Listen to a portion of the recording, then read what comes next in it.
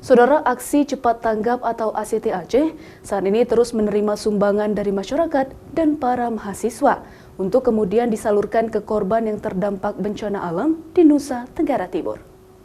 Bencana alam di Nusa Tenggara Barat membuat sejumlah daerah di Indonesia bahu-membahu untuk dapat menyalurkan bantuan. Salah satunya aksi cepat tanggap atau ACT Aceh saat ini terus menerima sumbangan dari masyarakat untuk disumbang ke masyarakat NTT yang menjadi korban dan terdampak bencana alam tersebut.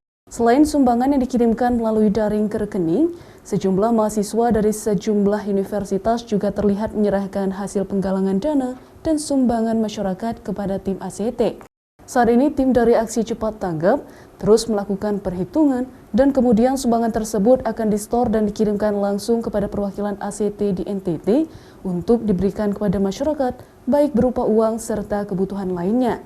Ini bantuan yang diberikan tunai oleh masyarakat itu akan kita salurkan sesuai dengan kebutuhan masyarakat di sana. Apakah mereka nanti butuh sembako, apakah nanti ada dibuka dapur umum, apakah nanti dari segi kesehatan, ACT akan melakukan pemetaan agar dana-dana yang diterima oleh ACT itu bisa betul-betul bermanfaat kepada para korban.